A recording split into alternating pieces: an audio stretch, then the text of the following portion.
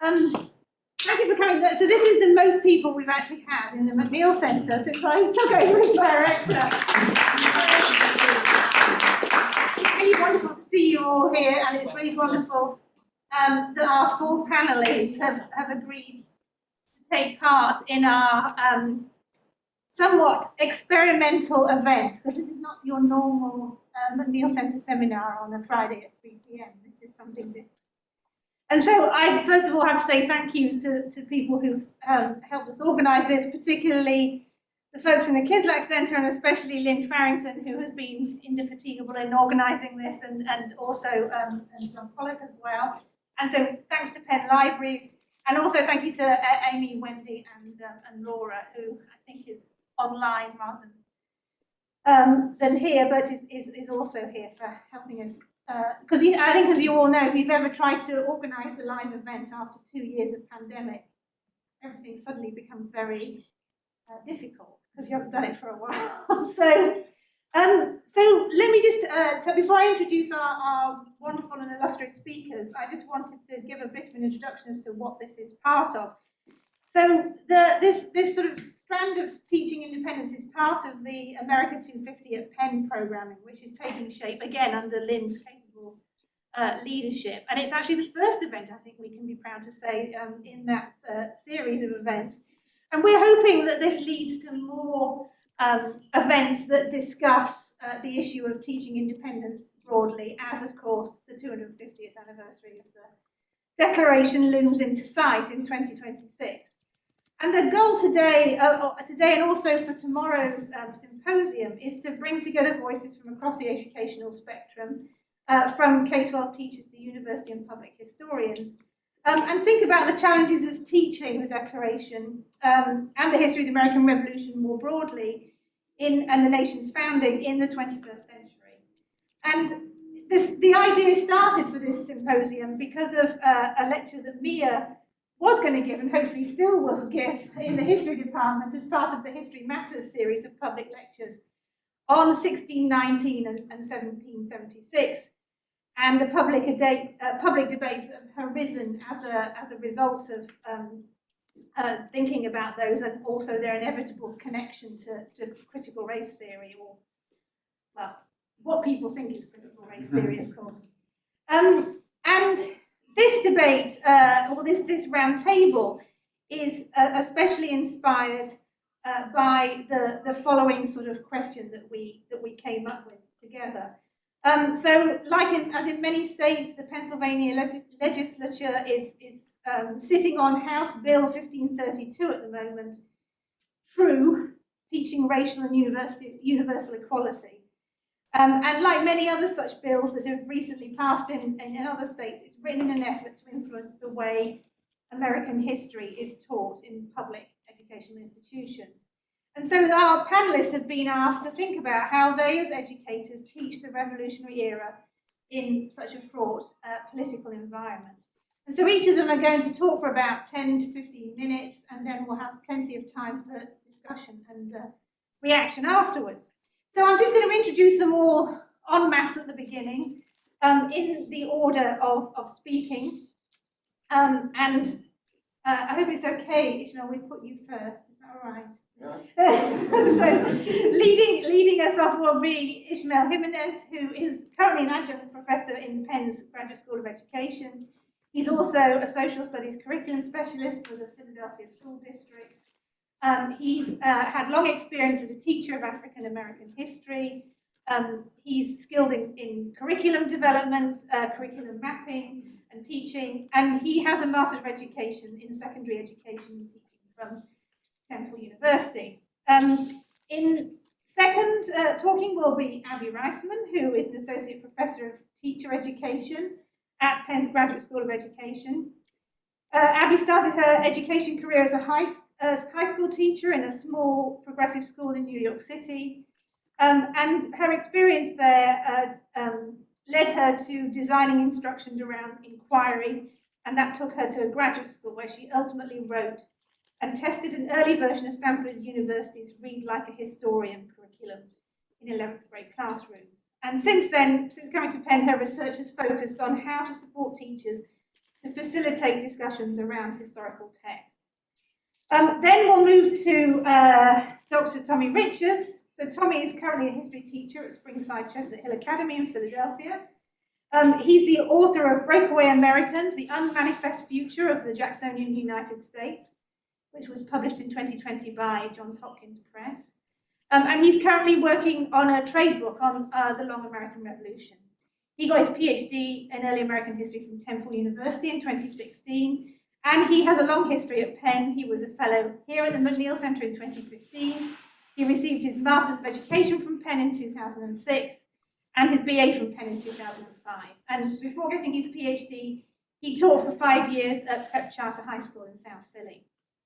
And finally, last but not least, we have Professor Mia Bay, the Roy F. and Jeannette P. Nichols Professor of American History at Penn.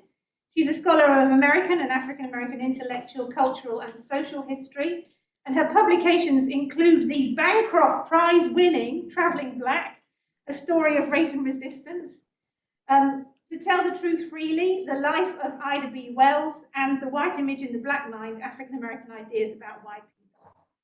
So Mia is currently working on a new book on the history of African American ideas about Thomas Jefferson. So without any more talking, I'll hand over to Ishmael, who will come to the podium and give us his take on teaching independence. Thank you.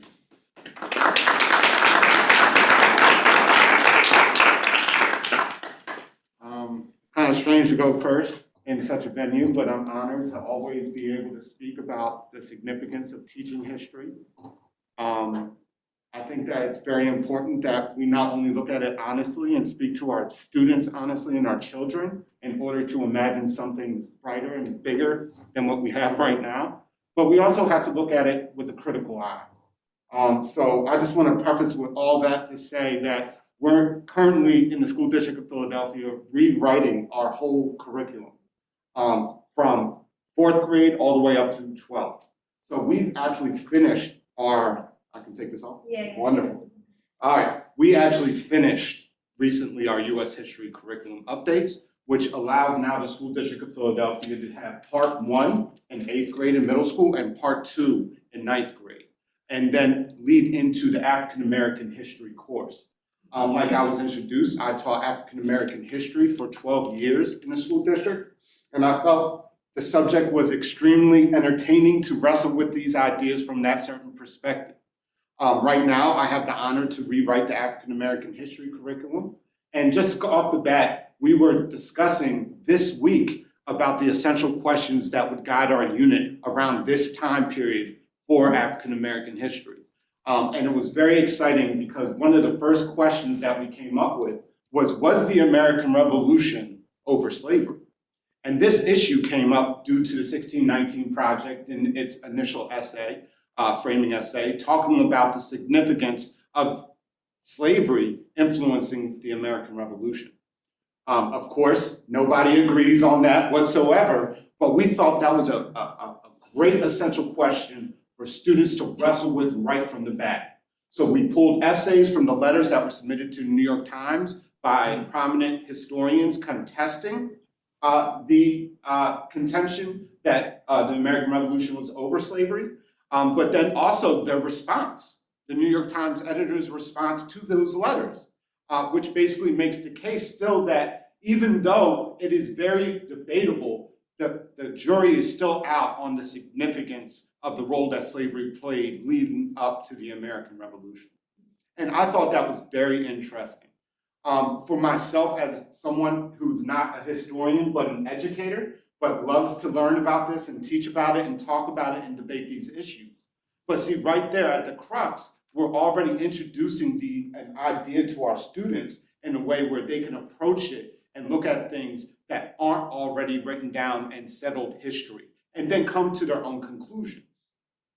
So one of the major ideas with that, that we also tied to it for another essential question, leads to the Constitution, and I just want to briefly mention this, was the Constitution a pro-slavery document? And we're not telling them the answer. There's not supposed to be an answer. It's supposed to be a combination of looking at interpretive written material by historians, but also primary documents, and allowing the students to contextualize the reality of that time period and then place it in its proper context for themselves. Because we want them to draw their own conclusions. Too long in this society, we are taught mythologies about the significance of independence, the Declaration of Independence, and everything. One thing I always, and hopefully I don't offend anybody when I say this, what I always said to my students when I taught the Declaration of Independence and African American history, I always said to my students, well, it was written by a man who was had relations later on with his dead wife's half-sister, who was his slave. You know, and that's stark, right there. How can you explain a person who wrote all men are created equal and then frame it in a way where the reality is he started a relationship with pretty much a teenage girl, almost, you know, less than half his age. So that reality, my students always stopped in their tracks and like, what? I never heard that. I'm like, well, why do you think, you know, the basketball team in Philadelphia is named the 76ers? Where's that from? Oh, and see, these are the connections that unfortunately students are introduced to. And then we took field trips down to Independence Mall to look at the very contradictions that exist right there in the middle of Philadelphia, where you have the Liberty Bell, and right outside the Liberty Bell, you have George Washington's slave quarters. And then you have the poverty that we see in our society in display also for the students to wrestle with these fundamental questions about, even though this mythology has informed us, what does that mythology actually mean in the present day? As an educator, I believe it's very important to challenge folks and make them realize that when we talk about this period leading into the American Revolution, American independence, was less based on the caring of individuals in our society as a universal principle, but more a very elite class wrestling for their own type of power and influence outside of the power and influence of divine right, which historically has led European countries at that time period. The ability to be sovereign within yourself as an individual, the ability to exploit and own slaves without having to answer to anybody, the ability to steal land, which George Washington was a huge land speculator, and there's no coincidence that he benefited from owning and speculating land across the proclamation line that the British had made deal with the indigenous population during the French and Indian War. See, these are the contexts that allow students to look at it and stop in their tracks and be like, wait a minute, why haven't I ever been told this before? Why haven't I ever been shown this? All I've seen is the 4th of July and flag waving and all these type of things that don't relate to my experience in my life. And even though this is in the past and it seems very distant, at the same time, we see those contradictions, as I said, like if you go down to Independence Mall, still in existence today. So when we go into this piece, I want them to understand when all men are created equal is written, that the majority of folks in this society were not free by our definitions. I'm talking about women. I'm talking about indigenous people. I'm talking about enslaved and not enslaved Africans, right? I'm even talking about indentured whites, poor whites who are unable to actually scratch out a real existence within this society at the time. Yet it's framed in a way as like, that was a huge moment for independence and that everything has been progress ever since. I would contend that most of the ideas of universal liberty for all people were actually made from oppressed people at those circumstances, from enslaved Africans that took those words and wrestled to scratch out a semblance of more rights. You know, there's no coincidence that we start to see the abolishment of slavery in the New England states almost immediately after the revolution, even before the end of the Revolutionary War. Because people were actually petitioning governments who were like, okay, that rhetoric of the revolution in which you're spewing, right? What about our rights? What about the rights of all men? And then it starts to go in a little cycle. So even to later on, you see Martin Luther King make those same arguments in the 1960s, during the Civil Rights Movement. You still hear people use those reference points today, like, you know, a Cornel West will still make this, well, all men are created equal and we need to actually live by these values. And then you hear people say the refrain, well, we never really lived by those values, but we're making progress towards it, an imperfect union.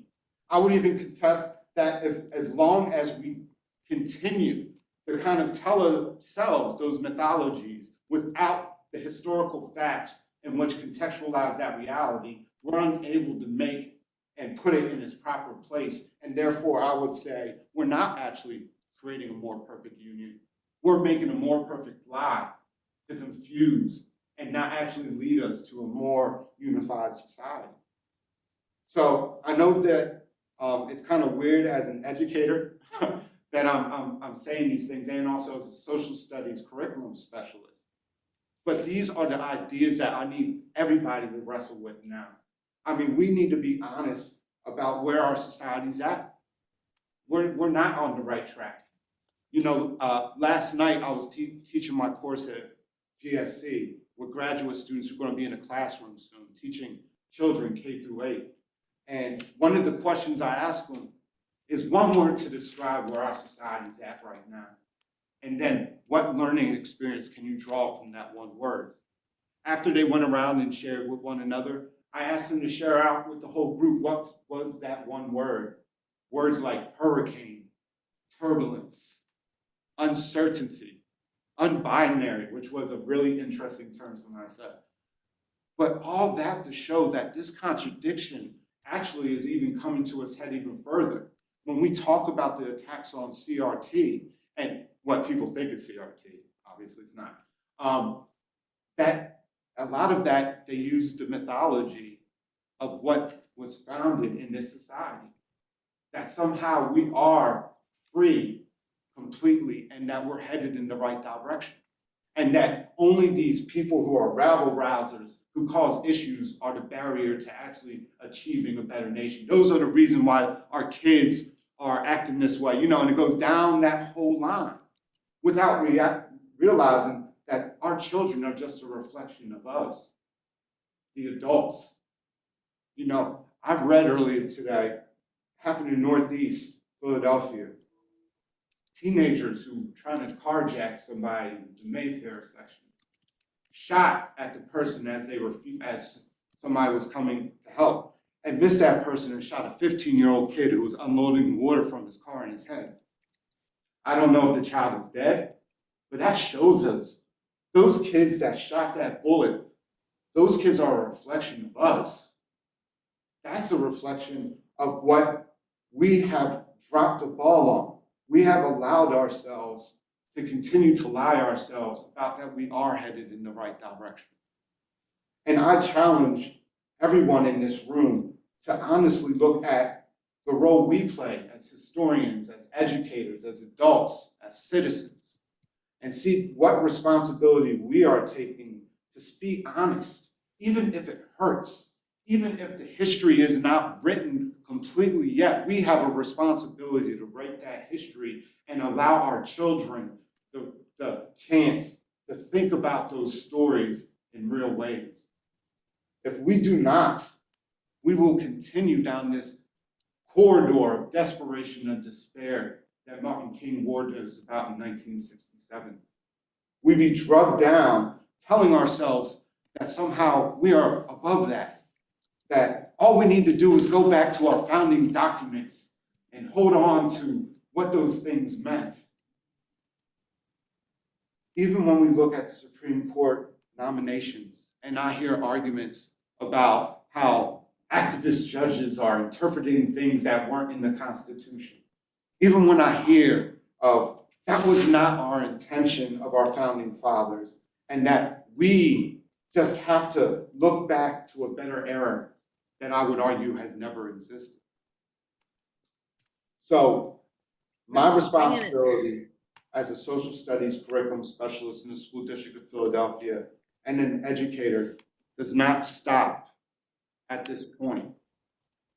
It continues further, and tell you the truth, I'm quite surprised that I'm even in the position that I am in.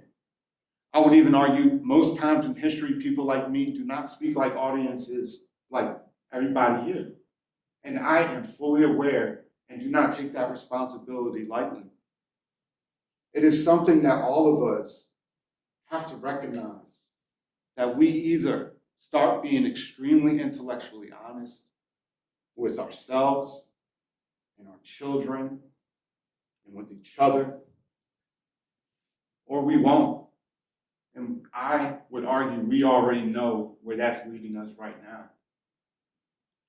So once again, I definitely want to just thank for the opportunity. Thank you for the opportunity to be able to speak here and raise these important questions and these contradictions that have existed and always existed. And we can exist within these contradictions. You know, you can hold two ideas in the same mind, even if they go against each other. It doesn't mean you should be killing yourself to prove one idea is right and the other one is wrong. We can have these debates. We can create the conditions for folks to really take a step back and be like, okay, even though I disagree with the point you're trying, your interpretation of what independence and its significance is, it does not mean we have to be disagreeable. That my opinion will never dehumanize yours, dehumanize you as a person. And I ask the same of you. And so I am more than humbled to be with the folks up here to speak on this issue. And I want to thank you so much for this opportunity.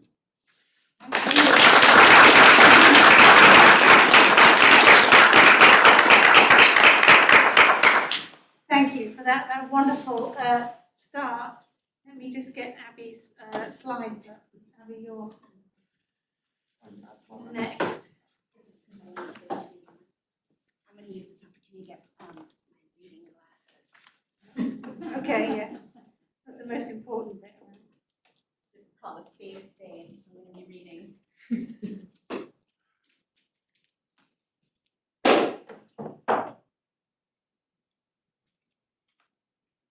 I need the glasses?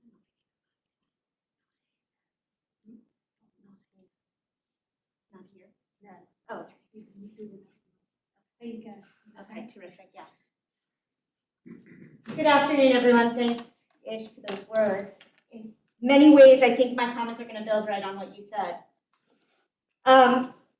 We were asked to speak today. This is like the old lady look. I'm like totally owning it.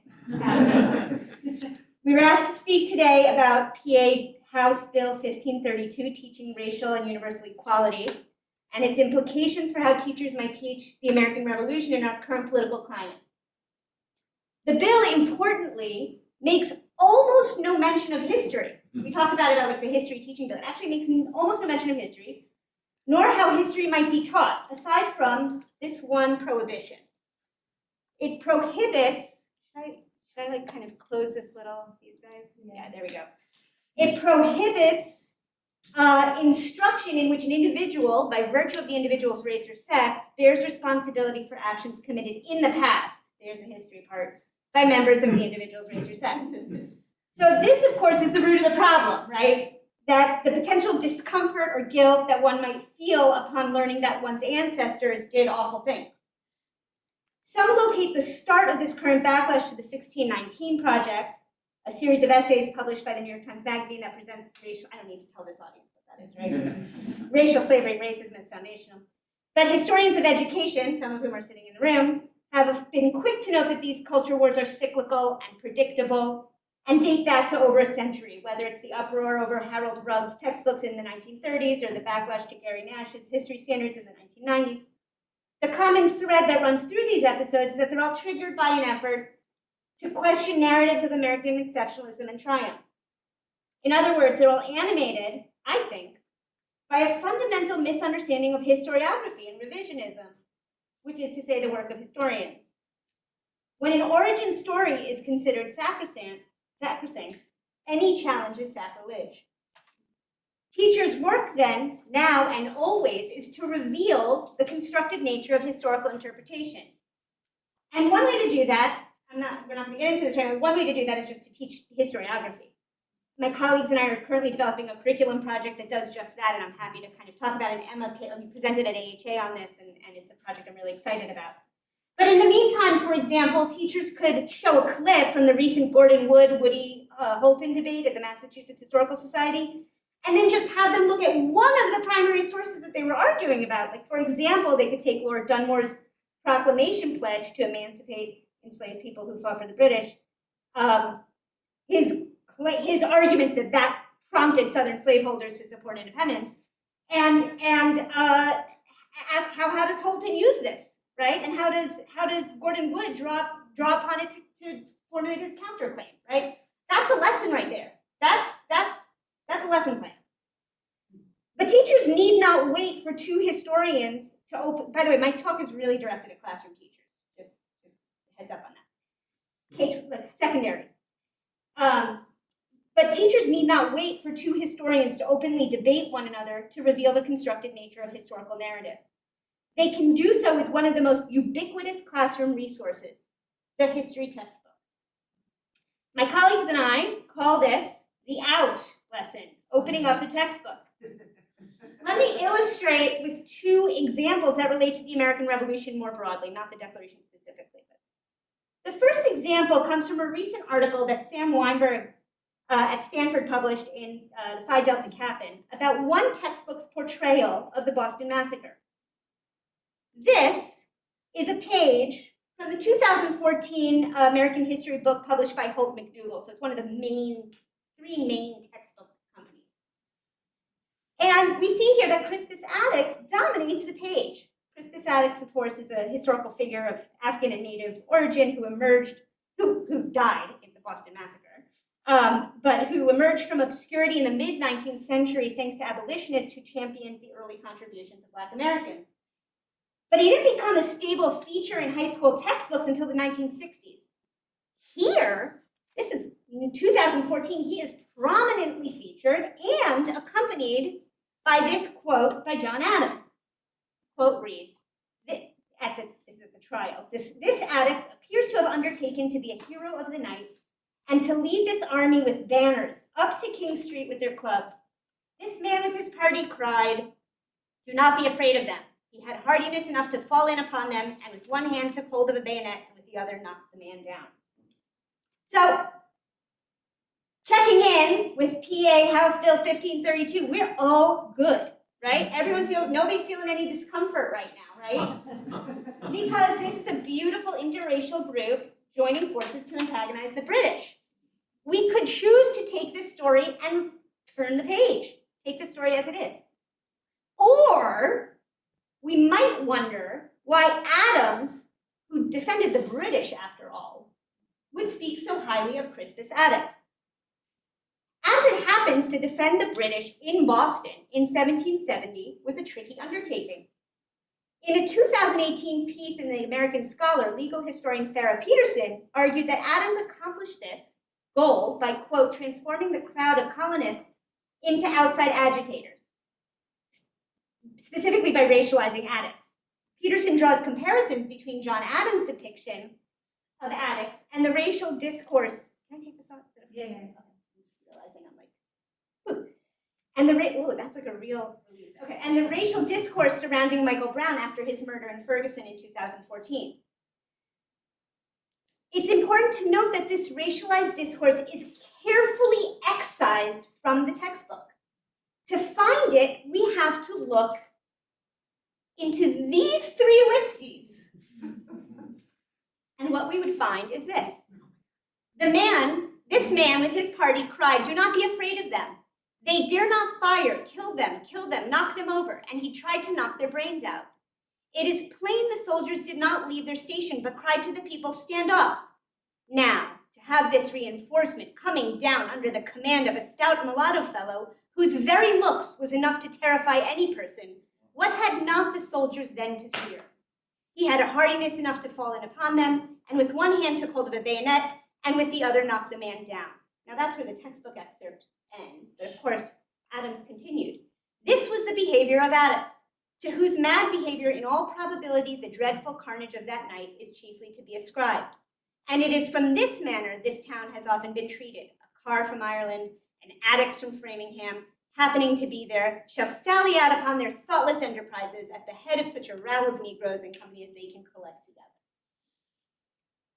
I'll leave you to determine if you find Peterson's argument that Adams intentionally transformed the crowd into outside agitators so that a jury of Bostonians would acquit the British soldiers. I'll leave you to determine if you find that convincing. I clearly do. What cannot be ignored, however, is that the textbook made certain choices about how to excerpt Adams' words, choices that we can question.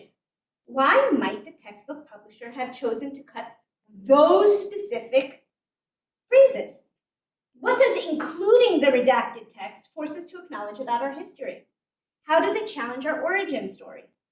Because textbooks are necessarily reductive and, for lack of a better term, conflict averse, the teacher merely needs to juxtapose the textbook with one single document to reveal the interpretive nature of history, to show students the relationship between past and historical memory, to have them consider the change in continuity in how people of African and Native descent have been and are positioned in the American story. Let me give you a second example. Do that to just, is that, just because it's, anyway, that's my move. Let me give you a second example. Teachers need not limit themselves to such egregious misrepresentations of the historical record as evidenced in that excised quote. I sketched out this remember opening up the textbook, using a 2005 American Vision text published by McGraw-Hill last night, just to see how long it would take me. As I read the chapter on the American Revolution, I found this passage. In July 1778, British troops and Iroquois warriors attacked western Pennsylvania, burning towns and killing over 200 militia. The following summer, American troops defeated the British and Iroquois in western New York. The battles destroyed the power of the Iroquois people.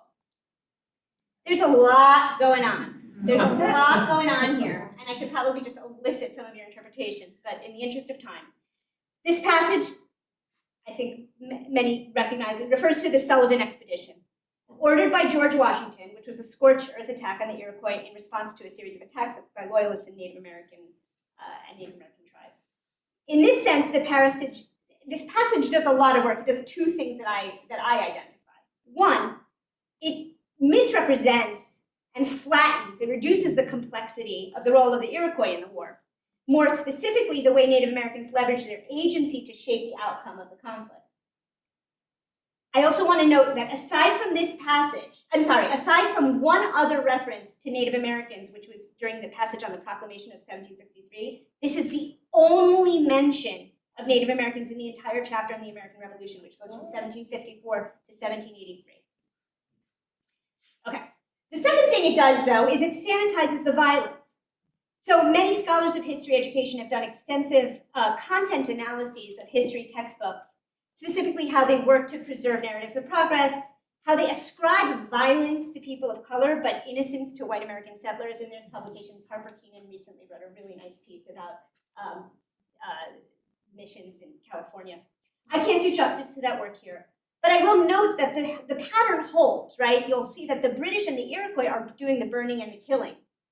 But the American troops are just, they're kind of very innocently defeating. And when they do the destroying, it's of the power, right? It's none of the people. So you could do a close analysis of this text if you want to. A quick Google search, right? Which is how, teachers there's no time to go to the archives, right? We're not doing a deep dive in some deep records, right?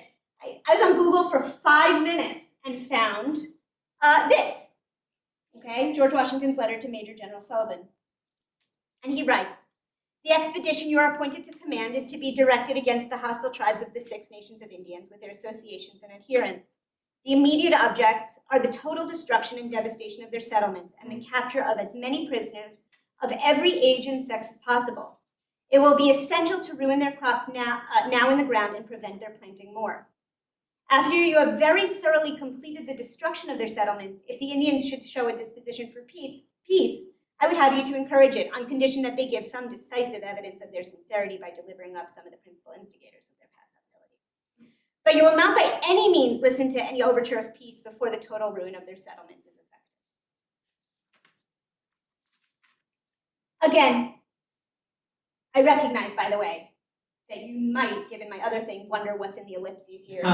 Fair enough, okay, but I'm not hiding the fact that I have selected this to make a point, so I think, Again, by simply juxtaposing the textbook and a primary source, a teacher reveals the interpretive nature of history, how any narrative is premised on evidence, on decisions of significance, which pieces of evidence are deemed salient and which aren't.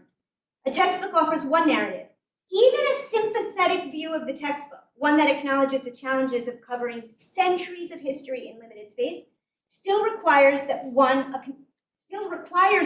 to acknowledge that this textbook does not see the Sullivan Expedition as a major event of the American Revolution. Do you? The recurring culture wars that fixate on history education reveal how hard it is for people to accept challenges to the stories they've told about themselves. But it also reveals that as a country, we have an impoverished understanding of the work of doing history. To some, the 1619 Project feels sacrilege because few outside of the profession of history know that shifting historiography and revisionism is central to the work. We can begin to change that in classrooms by opening up the textbook. Thank you.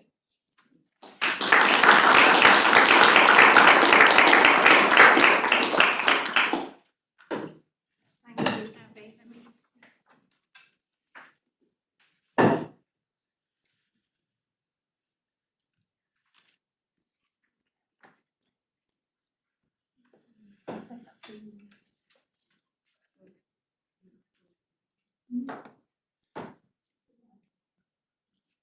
Hello, everybody. This is a really, I was saying to Emma earlier, this is a really kind of special moment for me because I've been living in kind of two worlds for maybe 20 years, where I've taught at various high schools in the Philadelphia area, but then I was at the McNeil Center for a year and did PhD work, and those worlds never really met ever. And I think it's really important that they do because they would talk a lot to each other. And so I think this is a great event. So thank you, Emma, to the McNeil Center and to Penn for putting this together. This is great. Okay, I'm going to read some comments kind of about general teaching, and I've realized about kind of philosophies of teaching the revolution. And then I'm going to get at the end to kind of some methods more off the cuff.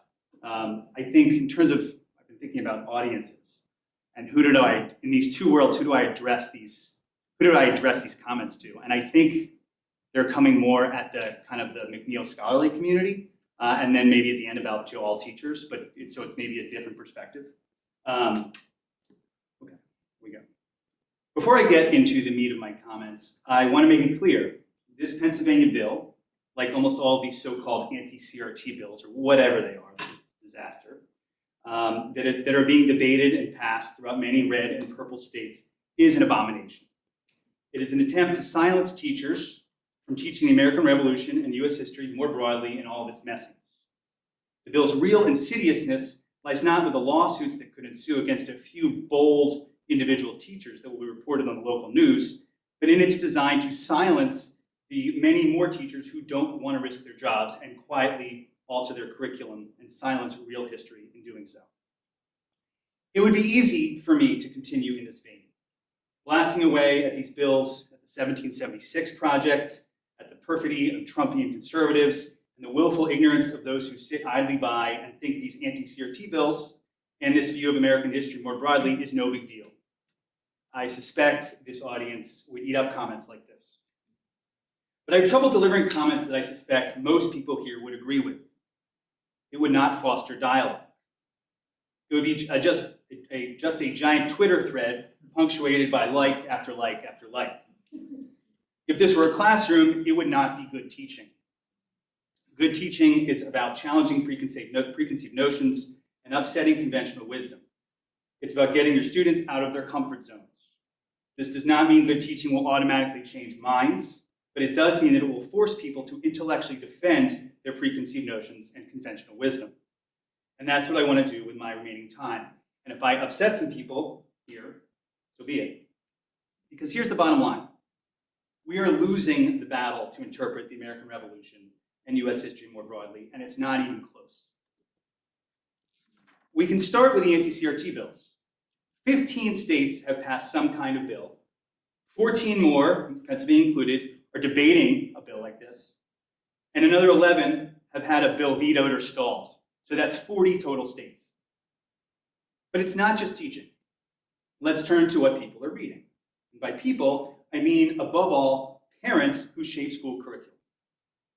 If you take a look at the top 100 books on Amazon's list of works on the founding, these are the names that dominate the top 50, and many of you know them well, in not positive terms necessarily. David McCullough, of course, again and again and again. Ron Chernow, Rick Atkinson, and all these other names, most upsettingly, Bill O'Reilly with his ridiculous Killing England. These are all in the top 50. So this is what most of the American public is reading. To compare, studies that provide a much more mixed picture of the American founding hardly crack the top 100. Eric Dunbar's terrific biography of Ona Judge comes in at number 80. Annette Gordon Reed's wonderful Hemings of Monticello is at 100. Woody Holton's incredible recent synthesis doesn't even crack 100, and it was only out about, 6 months ago now. To be clear, I don't want to equate reading David McCullough with writing an anti-CRT bill, but there is a commonality between these two attempts to understand US history. The majority of Americans have no desire to hear from academics and their small audience about the complications and contradictions of the American founding. Either they want to celebrate the American Revolution, revere its heroes, and ignore what they were just taught, or they accept the unsavory side of the revolution and decide it's too depressing to return to. Either they pick up McCullough, or even worse, Bill O'Reilly, or they don't pick up another history book again. Real history be damned. But it's not quite as simple as this. I want to tell a story to illustrate my point. Many years ago, in 2013, when I was a young graduate student at Temple just starting PhD work, I attended a very good conference that many of you probably know. It was here, and APS was the American Revolution Reborn. Many of its papers were published in a really excellent volume by Penn Press a couple of years later. But what I remember most from this conference was not the papers themselves, but a lonely, exasperated man who in turn exasperated most of the attendees there. He was perhaps a high school teacher, probably a parent, definitely someone who we could define as a buff of the American Revolution. He was definitely not an academic, but he did love the American Revolution. After every panel, panels that delved into fascinating but obscure social history and almost never examined the revolution from what we would call the traditional sense, this man would immediately raise his hand. He would then ask, what about heroes? Where are the founders? What about leadership? What about liberty? Where's the freedom? Doesn't it matter? I remember looking at fellow audience members and we would collectively roll our eyes, snicker, and sigh. This guy just didn't get it. The more respectful panelists would answer his questions by redirecting. The less patient panelists would simply dismiss him. Despite this constant humiliation, this man attended every single panel, patiently waiting his turn to ask the same question that, crucially, was never really answered. I've thought about this anonymous man a lot in the past several years, after the election of Donald Trump, after the backlash to the 1619 Project, after the recent passage of these awful anti-CRT laws. This man clearly loved history, and he was certainly willing to thoughtfully engage with new information on the American Revolution. But his interests were different from mine and the more than 100 other scholars working on the revolution at the conference. And because they were different, we simply tuned him out, and in some cases, we laughed at him. What does this man currently think about the wave of anti-CRT teaching bills? I have no idea. But my guess is he was pretty thoughtful, I thought, and he's probably disgusted by them, like all of us here. But I would also fathom he is hardly a staunch ally of scholars of the revolution as we try to push back against these bills. And he could have been. I wonder how many more allies we've lost or have failed to gain as we put blinders on, ignoring what the public wants to learn about and not crucially what we want to teach about. I bring this anonymous man up not to say that his version of the American Revolution is correct and the version told by academics to one another is incorrect. The problem was the complete unwillingness to even engage with his point of view. I've been to McNeil events where it's not just McCullough and Chernow, but Gordon Wood, Joseph Ellis, and Bernard Balin, who don't just get pushback but mockery. No wonder most Americans have tuned us out. And I'm not just talking about conservative white men here. I think Americans of all backgrounds have little use for the narrative of US independence that academics like to tell and like to teach. Little use. Use. That's the key word. But it's not just use, but what kind of use? Historians have gotten quite good at finding a usable past to attack the countless hypocrisies, injustices, and atrocities of the American founding that linger through today. This is necessary. This is good. But it is not enough, because many non-historian Americans also look to the Revolution to understand what was and is good about the United States. We need to replace the relentless ahistorical positivity of David McCullough, which parents read, which then in turn filters into classrooms, which is then applauded by reactionaries on school boards. You replace that with something else. But that something must not be relentless unwillingness to engage with any usable moments of past triumphs and accomplishments. Certainly, countless historians have made similar arguments in recent years, that scholars must reach out and understand the American public. There are hopeful signs. The JER recently dedicated an issue to interrogating David McCullough's pioneers. Joanne Meyerowitz argued for the importance of writing op-eds in her OAH address this past year. And Jill Lepore has relentlessly challenged historians, sometimes unproductively, to engage with the public. Yet there seems to be a blind spot when it comes to teaching, which is the one and only place where Americans who dislike history actually learn the details of the Revolution. This is why the symposium is so important and necessary, and I hope acts as a springboard to do even more events like this. So, how do we teach a usable past that shows the profound blind spots and hypocrisies of the Revolution, while also revealing its very real achievements and heroic moments, all in the course of a 50-minute high school class or undergraduate seminar? And how do we scaffold and revise lessons for different groups of students? I, nor really anyone, has a definitively good answer. Teaching is difficult because it is impossible to perfect. There's no endpoint where a teacher has made it. An outstanding lesson for one class may bomb in another venue. Indeed, it may bomb a few hours later to just another section of that exact same class at the exact same school. But now I just want to outline things I've been thinking of and ways I've been trying to teach the Revolution to try to get at two things at once in my classes at SEH. One of the problems with teaching the Revolution, or really anything in US history, is that most times we're teaching in a survey class, either high school or college. So you have a couple days, maybe a week, to teach the American Revolution, something that many of us have dedicated, like that is everything in American history. So one of the things I like to use is short documents, lists of names. What do I mean by that? One example is muster rolls from the Revolution. For example, they're published widely. Valley Forge publishes the muster rolls online. They're free to get. And you can spend, what I like about them is that you can spend 15 minutes with them or multiple days on them. Because you can give them to students and say, okay, let's take a look. Let's look at these names. Who are these people? And the first thing they'll start to do, and there's tallies of who is sick, who's not fit for duty, it's usually more than 50%, who dies, it's a large percentage of people at Valley Forge. So in a certain sense, the myth of Valley Forge becomes a certain reality, right? There is real sacrifice and heroism that I think it's okay to celebrate in some ways. But then we can dive deeper. And we can look at, so I can say to my students, okay, who are these people? Forget Washington and Steuben and Lafayette. Who are the privates? Who are the enlisted people? They're probably not going to find anything on them. And that's kind of the point. And we can lead it to a discussion of why can't they find information on them? Because these people were usually in the kind of the dregs of society, so to speak. You didn't enlist in the Continental Army if you thought you could go somewhere in life. That's just a fact. So we think about, okay, the war is won on the backs of the poor. And at the same time, there is still that heroic sacrifice. We can see the Oneida Nation is present there. So Native peoples are there in the Revolution. So are Black people. 10 to 20% of people at Valley Forge were Black, and yet that's not listed. That leads to a really interesting conversation. As far as I know, the mantra is that it's the first and last time race is not recorded in muster rolls, which is a really interesting conversation to think about. Why not? What does that say about race during the Revolution? Certainly there's race and racism, but maybe it means something a little different than it does today. So that you can lead to multiple days on these type of things. One more example that I used this year because it was recently published, the Museum of the American Revolution published voting rolls from New Jersey in the 1790s and 1800s. And you could just give them names and they'll start counting names and you don't tell them what they're gonna be looking at. And then all of a sudden, about 3 columns in, there's a bunch of clearly female names, which is really interesting and will really stun some kids.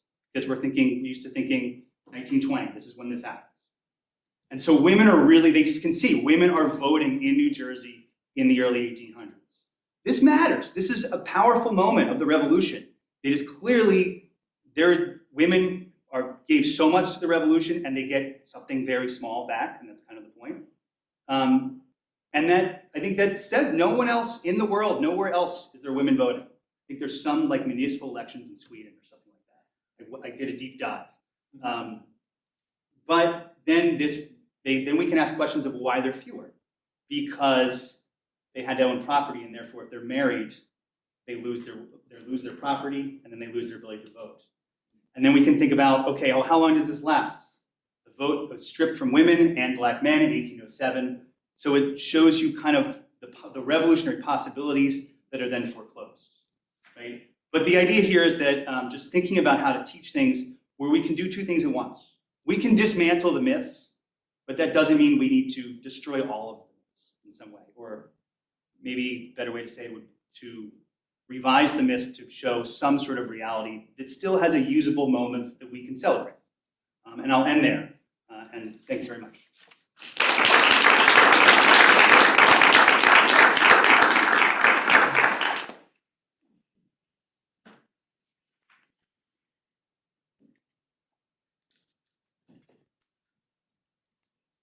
Thank you, Mr. Hart, for organizing this, and thank you guys for your presentations, which have been fascinating.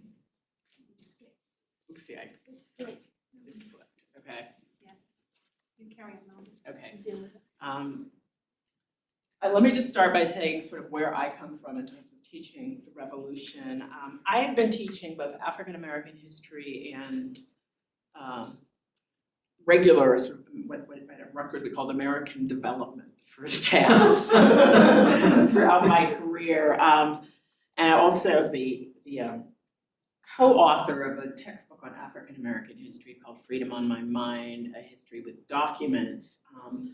So I've had the experience of teaching in sort of both something focused on African American history and something focused on American history. And then I've also been very interested as a scholar of Black thought and the influence of the revolution on Black thinkers.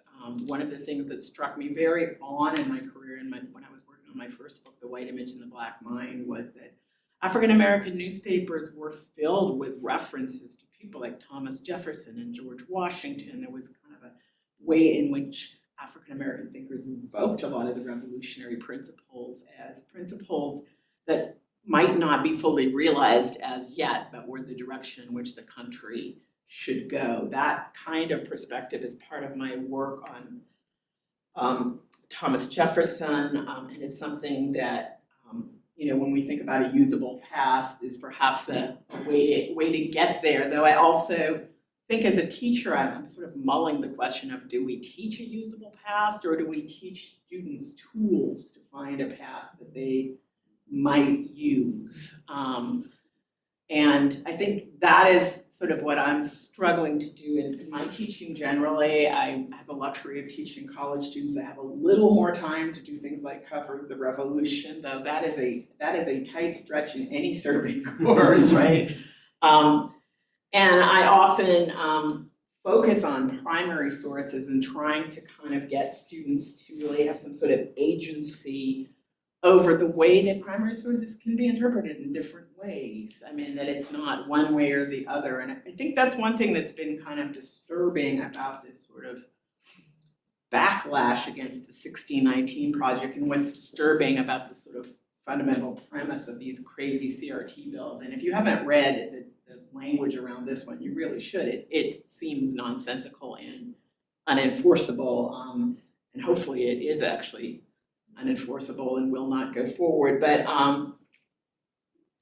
part of what trying to sort of legislatively dictate some sort of history as propaganda thing comes up against is that history is not about me telling anyone telling anyone else what to think. It's about providing information, giving people the tools to make their own analysis. I think one of the reasons I became a historian is that in college I was very interested in these debates over which came first, slavery or racism, or what was the connection between slavery and racism.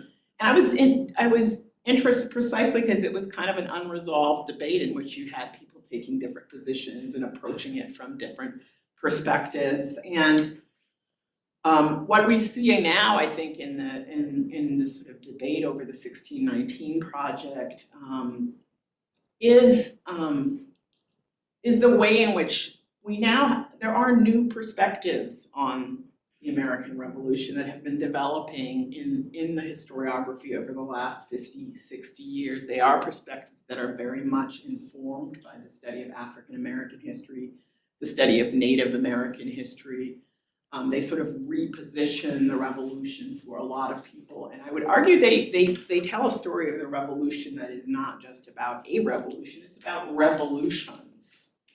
And when I teach the revolution, regardless of whether I do it in an African American history class or an American history class, I try to get at what are the different revolutions going on? Why might some African Americans join the British and fight for the Loyalists, while others join the Patriots? Why might Abigail Adams be advocating for women with her husband?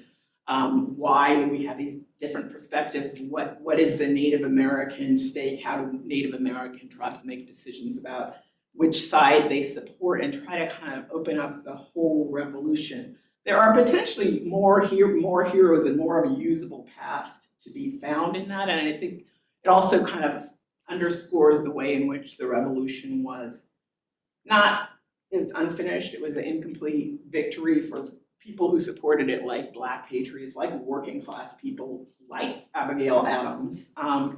And there's a way in which I think it's worth trying to get students to really engage with primary sources and really try to think about individual people who participated in the revolution in various ways and what was on their mind. I often use people like Lemuel Haynes, a mixed race man from Massachusetts. He grew up in really difficult circumstances and joined the Minutemen and wrote a treatise called Liberty Further Extended, in which he critiqued the revolution as a revolution that wasn't going far enough when it came to ending slavery. So I think that the revolution can be taught as a really generative moment in American history, and we don't have to sort of abandon the possibility of heroes and a usable past. But I think what we're seeing in part in this debate over the 1619 project, which sort of surprised me when it started, precisely because the 1619 project does a little of what was noted, what you noted that we are lacking. Like it is on the bestseller list. It talks to ordinary people about history. And it's not David McCullough. It kind of synthesizes a lot of recent challenges to mainstream historical accounts of the revolution and other aspects of American history. And I was surprised that there was the level of backlash that there was against it among historians, though I feel like there is some sort of maybe generational changing of the guard. I do wish that some of the debates could have actually more honestly focused on the scholarship that the 1619 project draws on, and making some of its more controversial claims, like the claim that that it was a revolution to support slavery. There's a complex body of scholarship that's being drawn on, and if you disagree with Woody Holden, don't act like history is something that people can't have different opinions about. And I guess that's a challenge we all face, regardless of what level we teach, is to kind of have people engage history as something that you can have different opinions about. In fact, that maybe you engage and delight in engaging because you have different opinions. That it is true does not always come across well in textbooks. And origin stories, I think, are particularly perhaps fatal to the idea that there can be different opinions because they try to synthesize and create a kind of heroism. But I think part of what we're facing right now is a challenge that I think a lot of Black thinkers have been seen coming for a long time. And that is, if you include the history of African Americans and actually the other neglected histories, what happens to the master narrative? Nathan Huggins wrote about that in an old article called The Deforming Narrative of Truth that would sort of ask you, like, what would the story of American history really look like if we actually took African American history seriously and made it part of the narrative and made, and made our conclusions around taking into full account its stories. James Baldwin talked about something similar, saying that American history would be more terrible and more beautiful and more dangerous than anyone imagined if we ever told it fully. I don't know that we'll ever tell it fully, and I certainly don't think the 1619 Project is the end of that, but I do think that the backlash indicates, I want to be optimistic about the backlash. It indicates, and I think we shouldn't entirely be in despair because people are reading this book, and the backlash indicates that the myth is sort of under attack. But the real question is, how successful is the backlash going to be? What is going to happen with these bills? How do teachers, professors, and other educators try to sort of really push a history in which people can ask questions and people can have their own opinions? Because if we can't do those things, why study history at all if it's sort of like a given? So I'm glad we're all talking about this, and I'd like to see us continue to talk about it. So I'm going to turn it over to the room.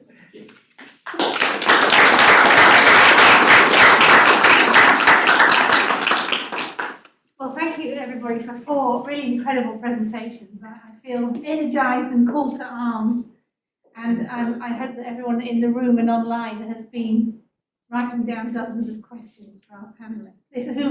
Could panelists now please put on their microphones so that everybody online can hear you? They should be on. Okay, so we've got plenty of time for questions. I think I left my pen. We got Everyone's left all of their stuff everywhere. Doesn't happen when you're on Zoom, eh? Okay, so Emma, do you want to switch the camera view to? yes, I do. Thank you for that reminder. Still getting used to the.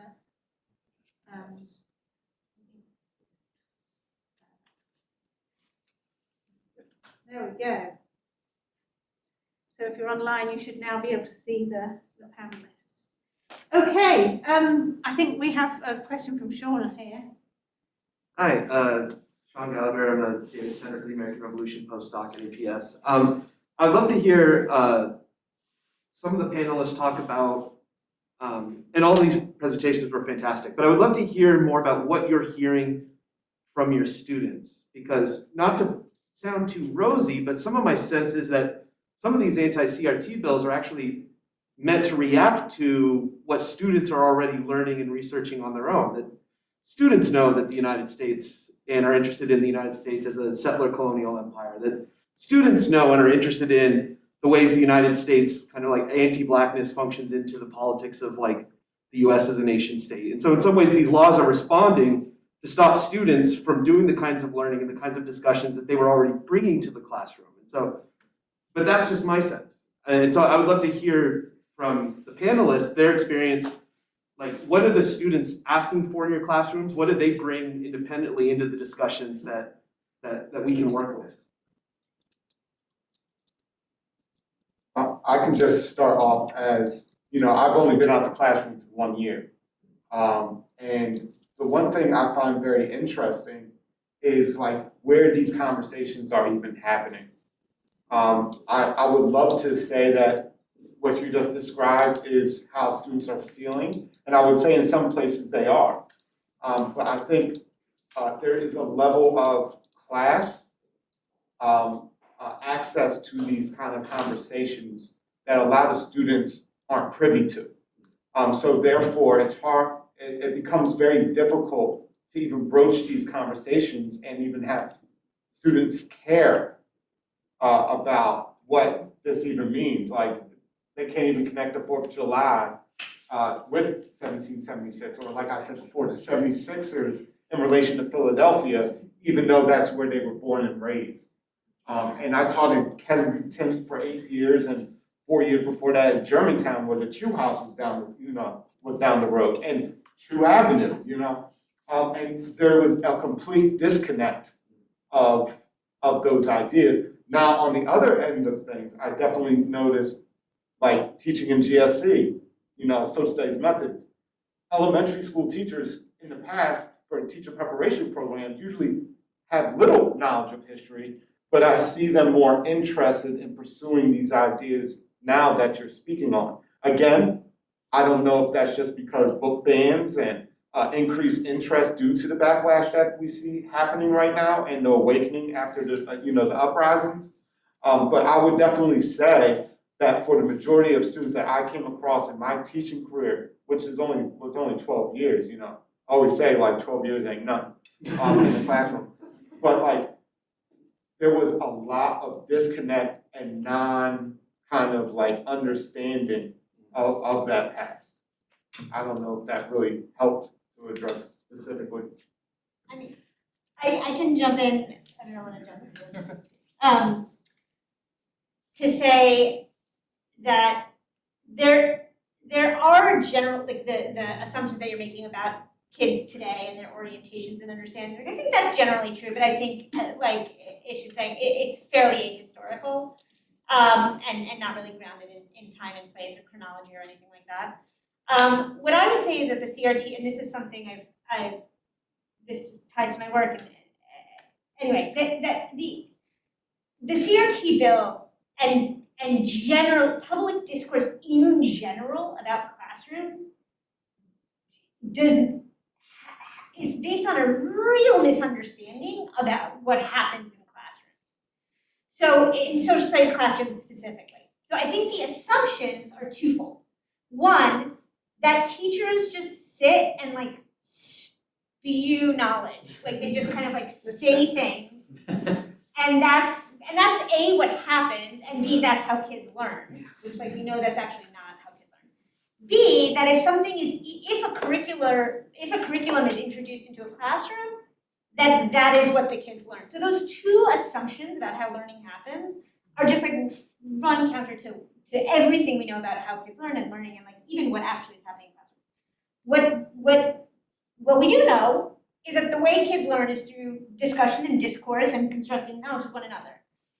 And what I will say is that even prior to this, the SPL, the Seven Poverty Law Center put out a report in, I think, 2018, that documented that teachers are afraid, have been, always, afraid to talk about race and slavery and kind of race in American history. So that we didn't need this legislation to do that. And I think discussion is scary. I think discussion is scary even if it's about I don't know, what's something really, not controversial in American history. I can't think of something off the top of my head. But discussion. Well, yeah, right. Even that. No, there, even something that would see, it's scary because kids talk and it's unpredictable and it's you have to improvise, and so teachers are scared to facilitate discussions.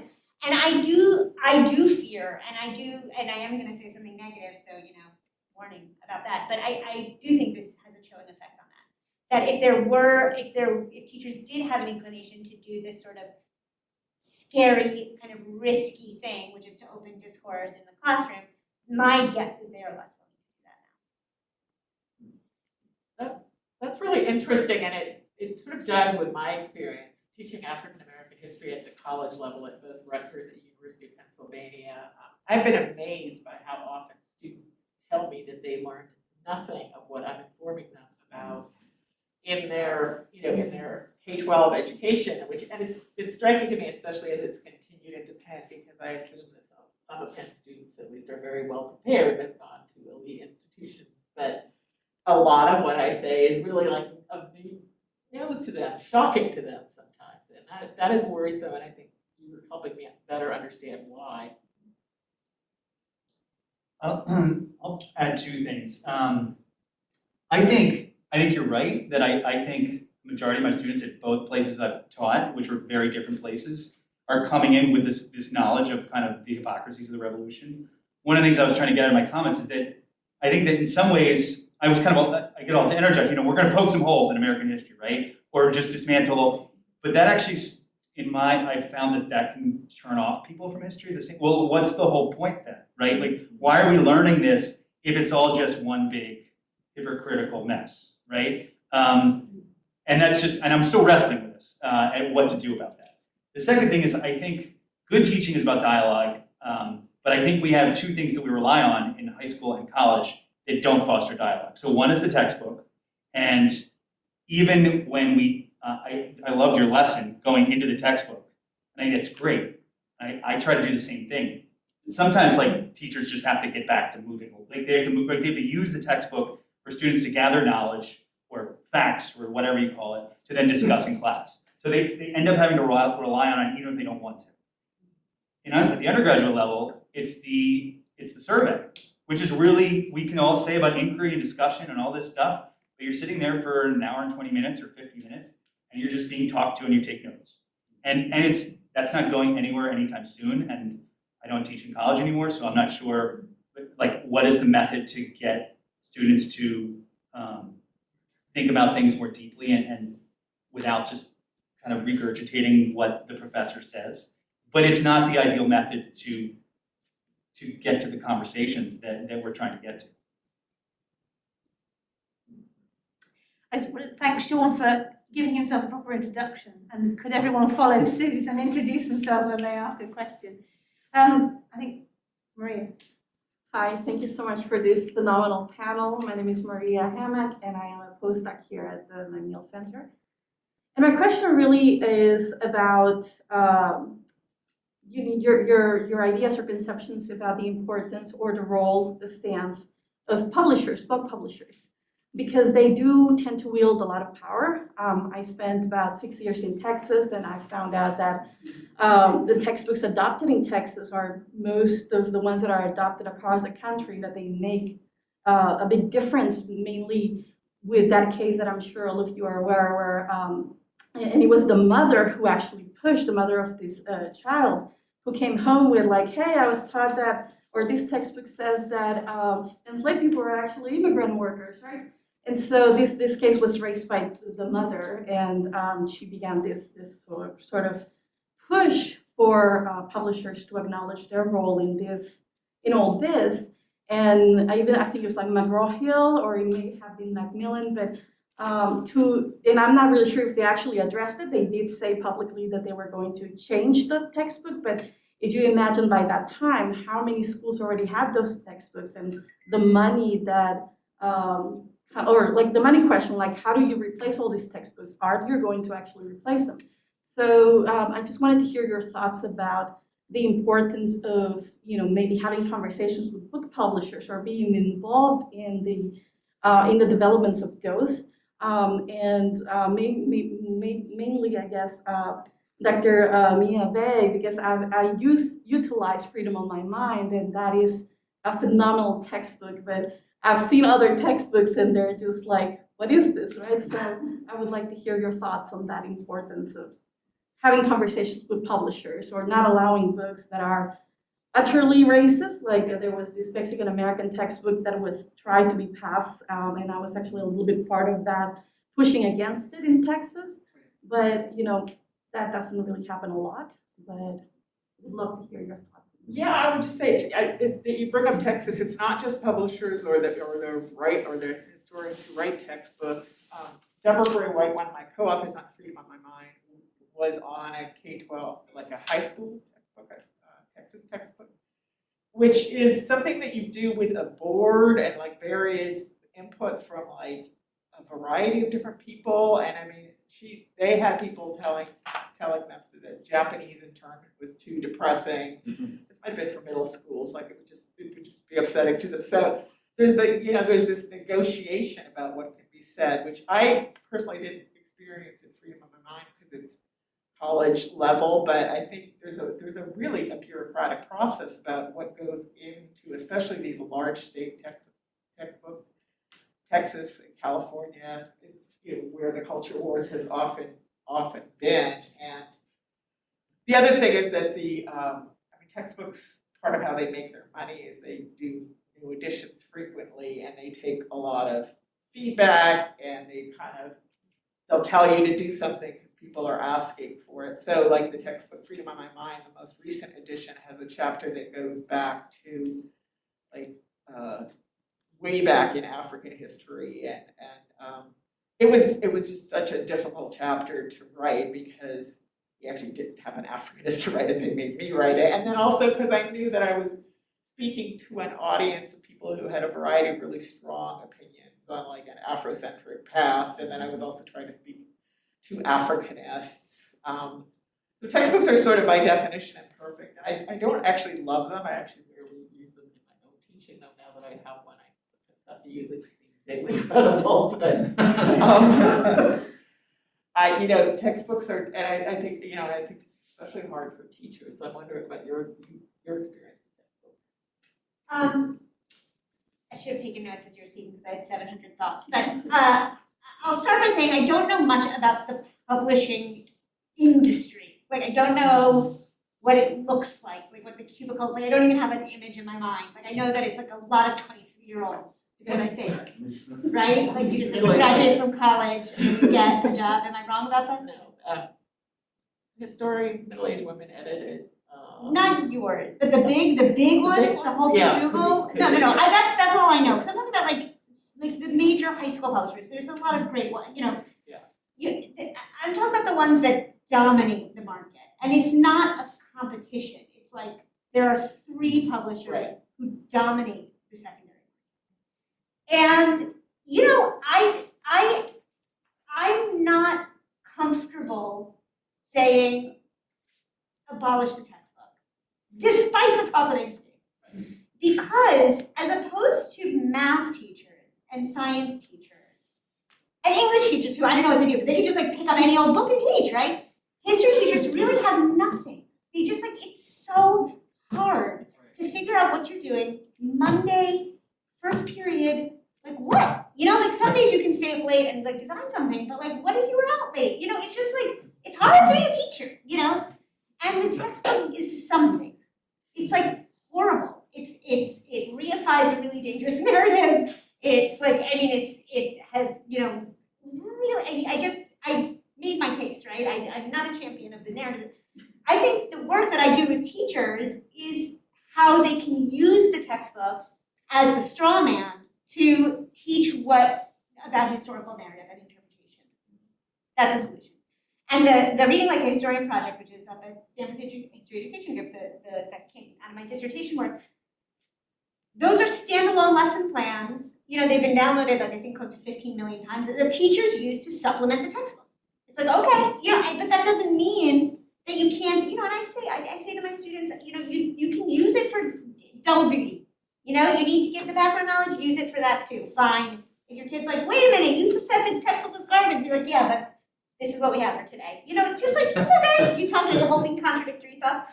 It's fine. It's until I would love to see history teachers have a robust curriculum for courses that has some background knowledge, some historiography, some primary sources, just a whole robust offering where they don't have to scramble to find what this digital archive put up and whatever. But that's a long way off.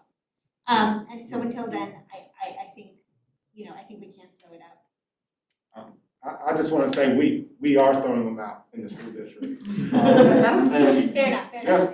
And it's difficult to do that. One of the things that we have done is we've noticed that if we tie the pedagogical kind of guidance with the content and embed it in a way where the lessons are there, I call it training wheels for the novice teacher, where they can go pull out a lesson, have the objective, understand the enduring understandings and the knowledge and skills that will be addressed in a specific lesson, but then also be guided on how to present the material, how to access the primary resources now, because we can PDF it and hyperlink it into an interactive document. So we're in the process. I actually even got permission to send out guidance this year, last week, because principals are, it's budget season in the school district of Philadelphia, and they're contacting us, what books should we buy, what textbooks can we, and I got permission to say, no textbooks right now, put everything on pause. We're going to identify text and a rubric to help you determine what text is appropriate for the curriculum that's being, we're building a plane as we fly. But at the same time, that's the whole point, like, we have to stop the bleeding. So a lot of the textbooks, number one, in Philadelphia School District are over 10 years old. You know what I mean? Like, some of them don't even have Barack Obama, like, on the back pages with the presidents or whatever. So like, our whole thinking with, even with the attack on education, is to be proactive and lean into it, in social studies at least. And this, as a teacher who never used a textbook either, I remember I used a textbook, and I meant to mention this, the African American history textbook for the school district by Hines is very dense. You have to be like an African American history like person to even weave your way through it to understand what to pull out. And in it, they have the Revolutionary War timeline of Black involvement, and it has George Washington banning Blacks from joining the Patriots, and then it says allows, and then it has Lord Dunmar's proclamation, which, if you know the timeline, they're trying to, you know, confuse folks. So I never used that textbook myself, so when I came in this position, the first thing I did was like, we're not using textbooks anymore. We're going to identify text based on what we're doing right now, and since we have access to millions of archives, let's start the Manhattan Project right now, curriculum development. And yes, it might take years, but I think that's the direction that we need to head into. But with Abby's presentation, I'm like, oh, like, that's so rich to like go into those textbooks and talk smack. But we can also use those as we can also leverage those and put those in the curriculum and hyperlink those pages and have those conversations. But we're our textbook independent in the Philadelphia School District in social studies right now.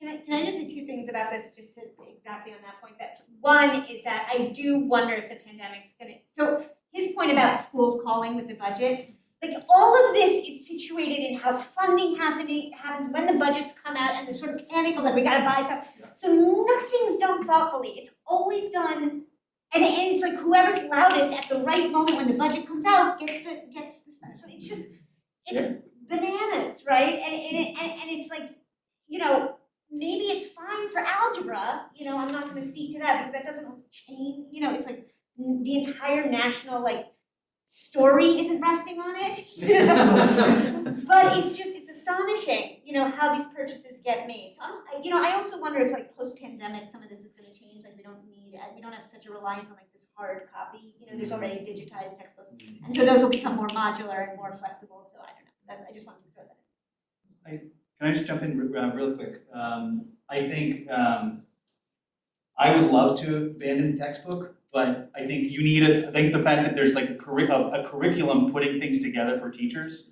I once tried to teach a whole unit without the textbook at all, and the amount you're tripling the amount of work because you need to get students the narrative to then discuss the narrative, right? So how do you get them the narrative? And so it's really problematic. If I had one plea for publishers, for textbook writers, they keep adding more pages to make it more complicated. I would love a 200-page textbook on American history that just literally gives like the, and I always tell students they're boring, textbooks are boring, they're the background to do the more interesting things. Make it even more boring. Give me like the outline of what happens, so that students can read 3 pages on the outline of the revolution, and then we can spend 4 days diving deeper into that. Instead, we'd get 60 pages on the revolution, then I gotta pick and choose things, and it's a mess. That if there was some way to just get an abridged version, to just give, I think that would be wonderful. And textbook publishers, though, want to keep adding pages and charging more money. So. Henry. Thank you all for these really great presentations. Picking up on something that came up a little bit earlier during some of them, and also building a little off of Maria's question, how do you think we can better communicate with teachers and the public directly as historians? Oh, sorry, I missed the introduction. I'm Henry Snow, I'm a fellow here. Because I think one thing that's coming up in some of these answers to the last couple of questions is also a point about like the number of institutions and gatekeepers that are often in the way of doing that. so like op-eds came up earlier, but like some people in the academy are much better positioned to like get an op-ed out without having to convince an editor over a period of several months or something. And whereas publishers, like I don't even know how I have no idea how one would begin to convince the like anonymous 23-year-olds working at McGraw-Hill to rewrite the Stamp Act crisis based on exciting new research on this, that, and the other thing.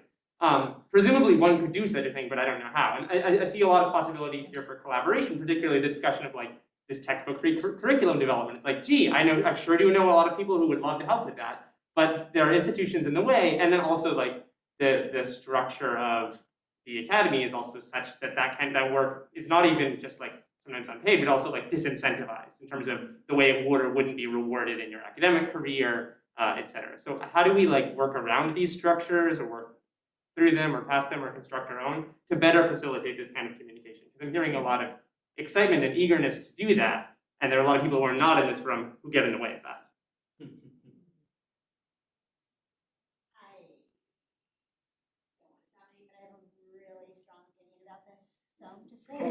Go ahead.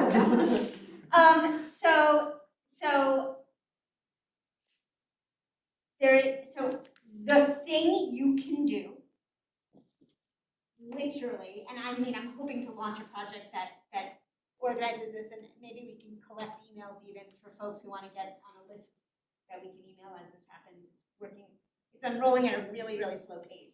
In the meantime, I think what historians can do is identify the questions, right? What are the questions that animate the debates in your field? Those questions would be a godsend to teachers, because the understanding what the core questions are that people are debating is the work. You went to grad school for that, right? I mean, it's not like an easy thing. You don't like read a book and see the question, right? There's like, somebody reading, David McCullough is not going to see the question, right? But if you could, I mean, this would be something that the McNeil Center could even put out, put out a series where, this is a core question that's animated. Here is a document or a set of documents that get interpreted differently depending on these, where you fall in this debate. So I'm working with a colleague, Aya Marsick, she was at FPRI, she's now at Yale at the Fort Channel Center. She's my colleague in this project that we've got to get off the ground. But we designed these curricular units that were organized around, her work is around World War II, Nazi Germany. So one was like, why did people, I don't remember how it's phrased, but sort of why did people allow these Nazi atrocities, right? And so there's like the historiography, right? There's like a school of thought that's like, well, they were terrified, the Nazis were scary, right?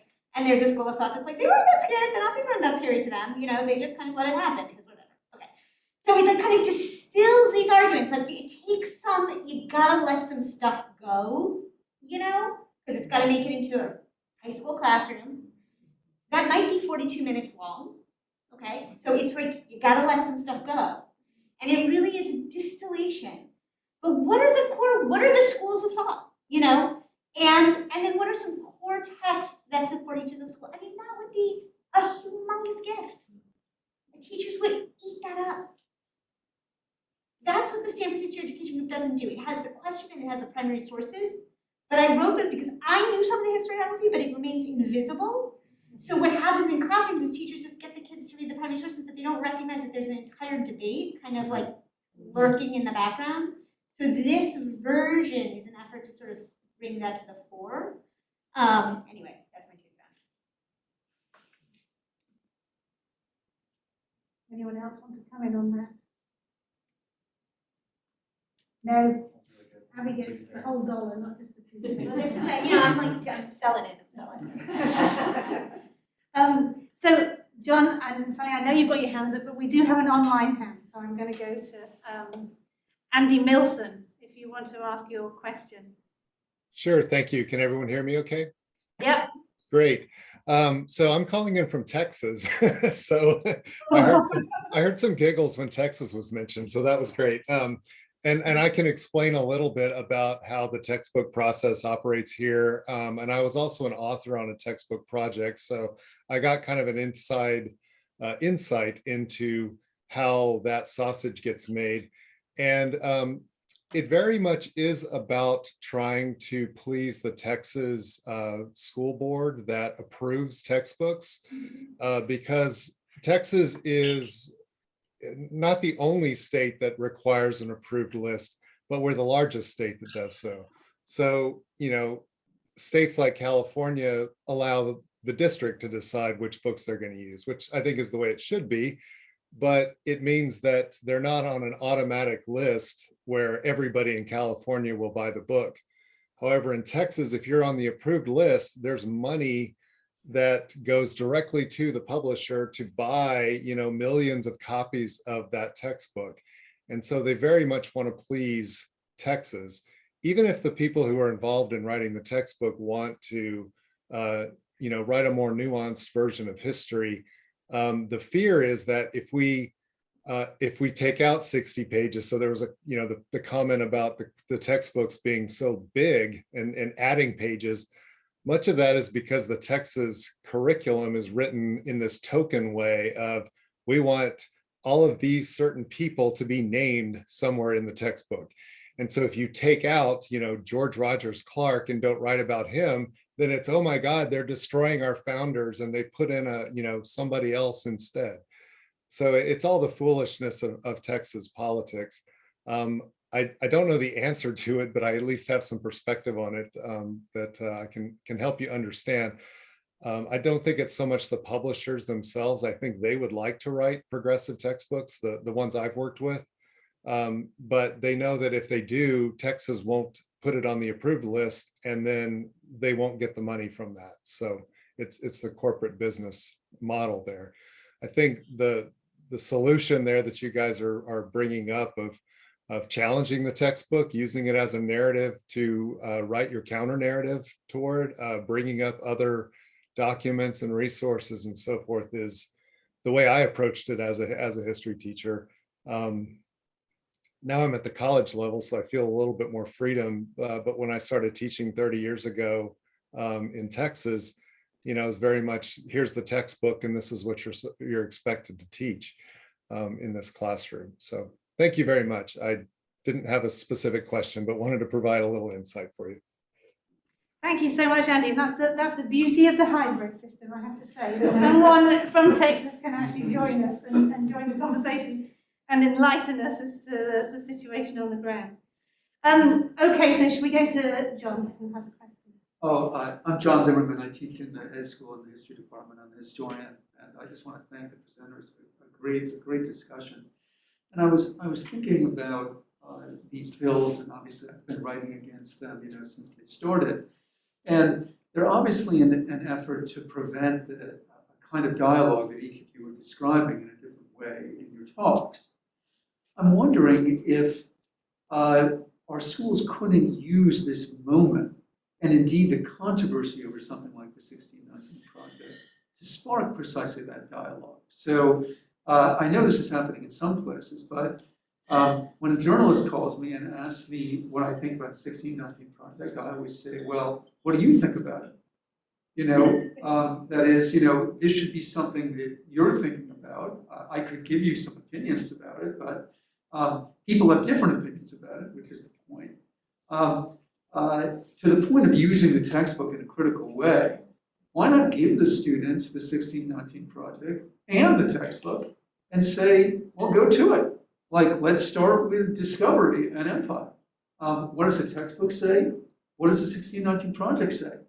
And it turns out that Rami Cohen and Sonia Morrow have a book coming out about Howard Zinn, not about Zinn himself, but about the way a people's history of the United States has been used in some history classrooms. And there were a group of teachers that did precisely that.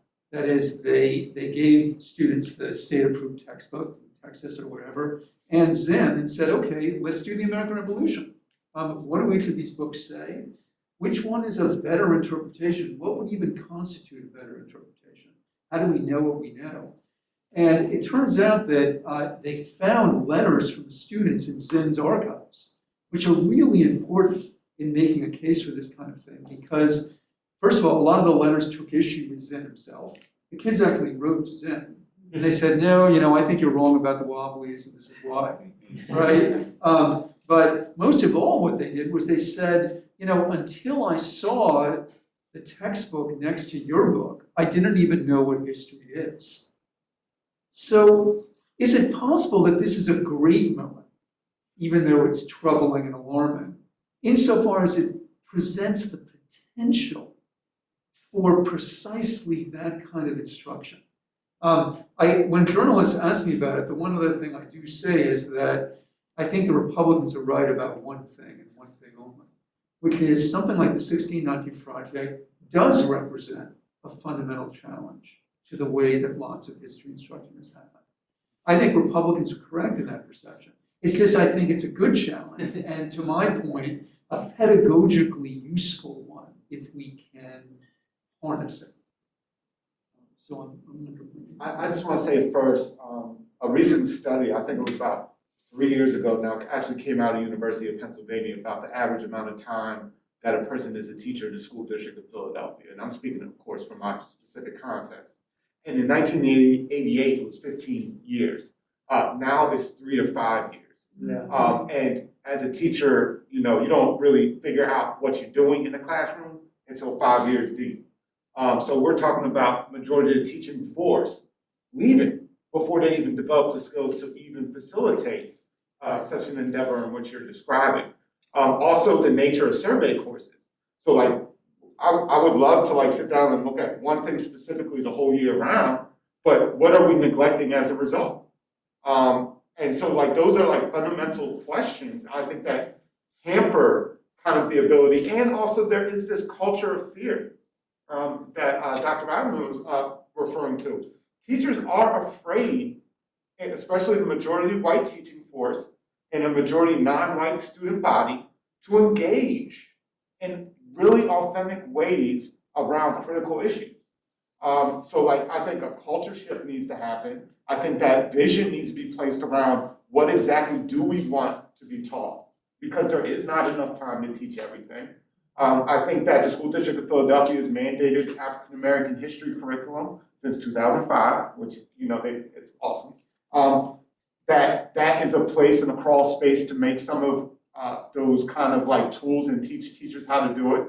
I know that in my position right now, when you describe this opportunity, there is an opportunity right now to really have teachers explore and experiment with different things. Of course, we're talking about the most experienced, not the most experienced, but the teachers who are able to facilitate such, and then give them the tools necessary, and then use those models and place them into a curriculum.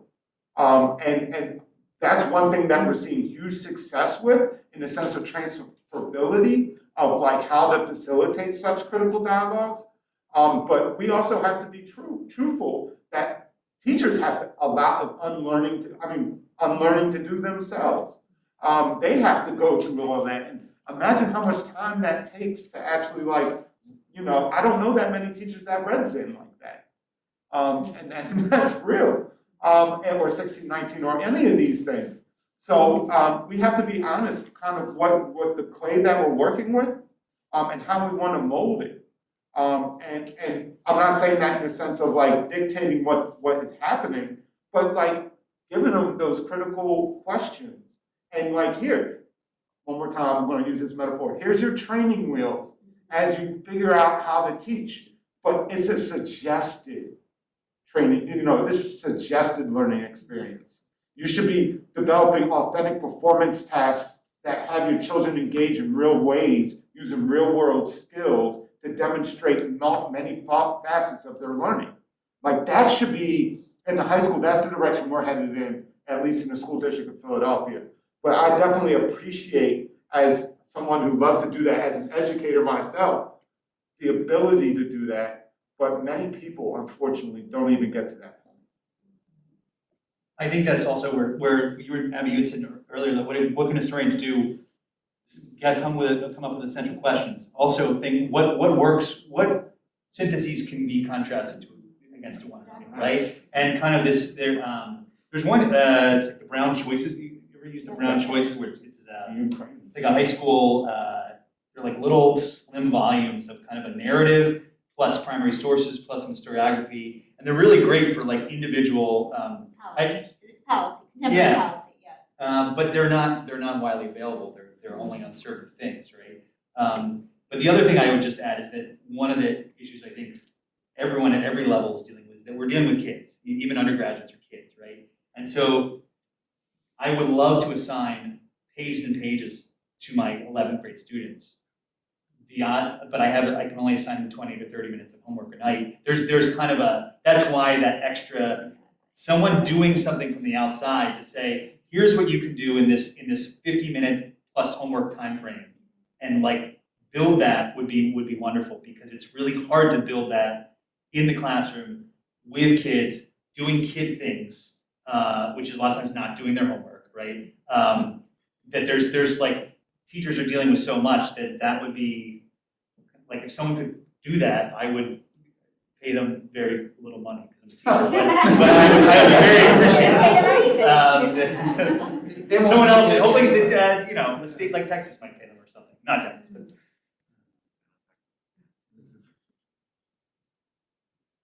Sorry, did you have a question?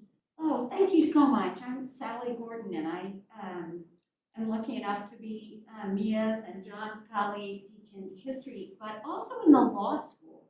And this is where my question comes from, because there's a rebellion among a whole group of us, law professors, who are now producing open source course materials, and do so in part to push back against conservative playlists on textbooks, but exactly because of part of what you were talking about with the ever expanding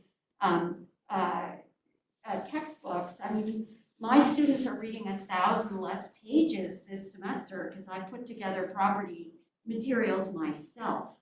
And it's really growing open source and faculty-driven rather than textbook author-driven work. And when Ishmael was talking, I thought, that's great. They're doing exactly what we're doing. We just try to provide something that is not priced as a business, but also that integrates more complex viewpoints into what we include, and it's much shorter and it's free.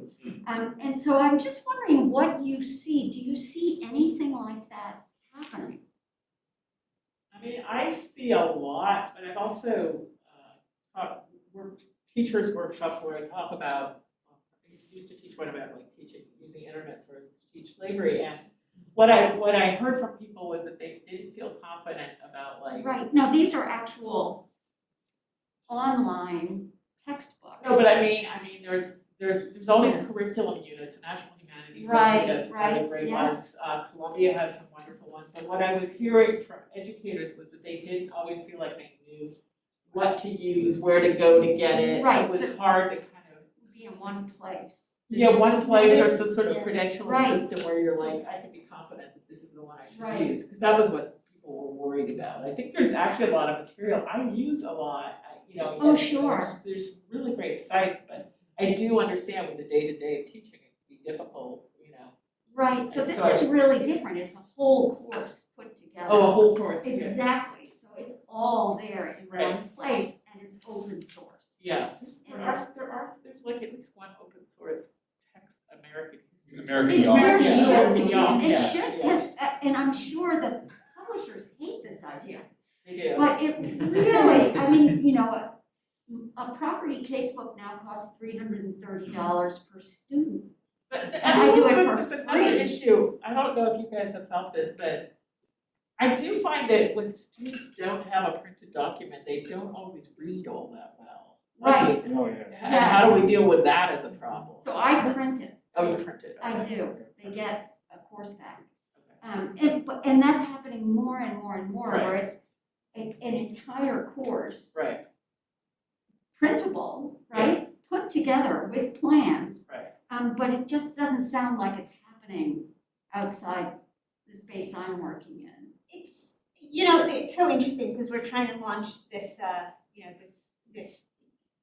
so when I did that work at Stanford, there was a decision. I remember being on the phone with Sam Weinberg, and it was first was San Francisco Unified School District wanted to pay for us to PDF these lesson plans, and we made a decision like let's make them free. And it was a matter of principle. I was like, I cannot imagine charging a teacher who needs a lesson plan at 8 a.m.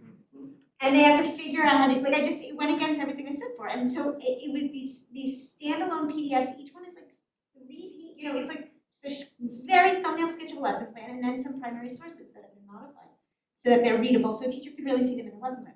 That was a model, and I think that there really are two, and so as we're trying to do this, the same thing with historiography, suddenly we're realizing like, wait a minute, but what, you need somebody to update the website, you need somebody to upload the curriculum, you need somebody to design the stuff, and then we want to pay historians to write this stuff. Oh my God, and so what's the revenue model? We're really struggling because if it's philanthropy driven, then you're just stressed all the time. So that's one answer, which is I think it's really troubling to not know what the model is that's going to get this stuff up and running. The second thing is I think there's really 2 projects happening, and I think one of the things we're talking about here is how to braid them together. One is the story. I mean, it's also the problem in history from what I understand, right? This tension between are you writing narratives or are you post-holing and like digging down in your specialty, right? And there's a need for both, and there hasn't, I think, just back to the kind of what can historians do? Historians could solve that problem. That would be helpful, right? Because then, so go for that, because then teachers would have a model. When